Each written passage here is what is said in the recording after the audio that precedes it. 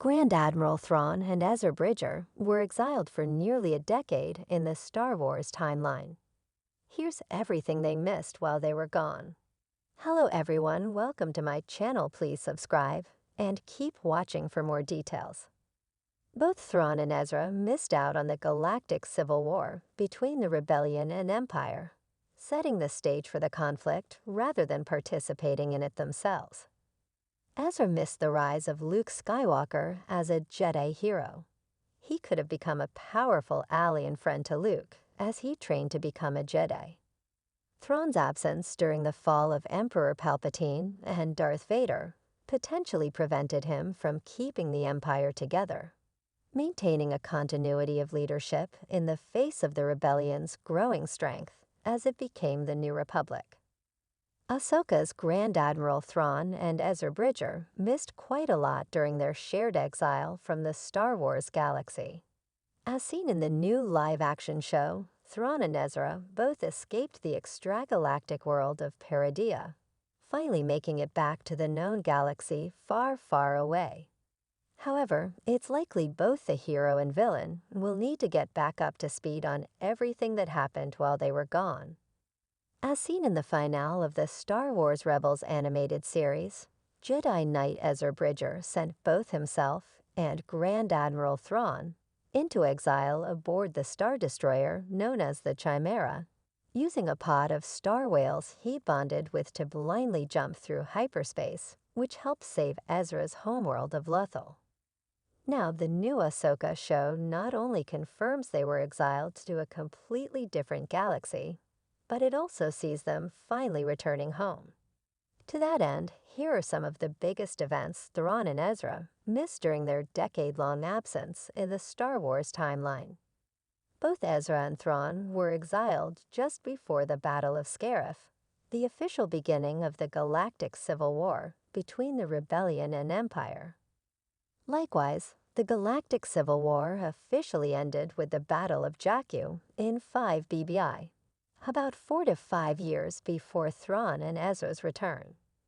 Although Ezra was part of the emerging Rebel Alliance and Thrawn was tasked with hunting down rebel cells for the Empire, each of them only served to set the stage for the Galactic Civil Wars, rather than participating in it themselves. A critical hero during the Galactic Civil War, Ezra in particular missed out on the rise of Luke Skywalker, who trained with both Obi-Wan Kenobi and Yoda to become a Jedi, following in the footsteps of his father Anakin Skywalker, whom Luke redeemed during Return of the Jedi. Had he been present during the original trilogy, Ezra and Luke would have likely become powerful allies and friends, allowing Luke to learn from another Jedi, especially during the interim between Empire Strikes Back and Return of the Jedi, when Luke was struggling to continue his Jedi path on his own. Return of the Jedi saw Darth Vader and Emperor Palpatine's demise aboard the second Death Star, which also met its end. This effectively fractured the Empire, giving the Rebellion the advantage to become the New Republic, eventually leading to the Battle of Jakku and the Empire's surrender. Had Thrawn been there and in command of the Seventh Fleet, it follows that he perhaps could have kept the Empire united, maintaining a continuity of leadership in the face of the New Republic's growing strength. Thrawn might have been able to keep the Empire united in the aftermath of the Battle of Endor had he not been in exile. However, it's hard to know if he would have followed through on Operation Cinder, Palpatine's final orders sent posthumously via messenger droids bearing his face. Carrying orders for a bombardment campaign across the galaxy, Palpatine wanted both his enemies and rivals within the Empire itself to suffer and face his final revenge. This resulted in worlds loyal to the Empire being targeted.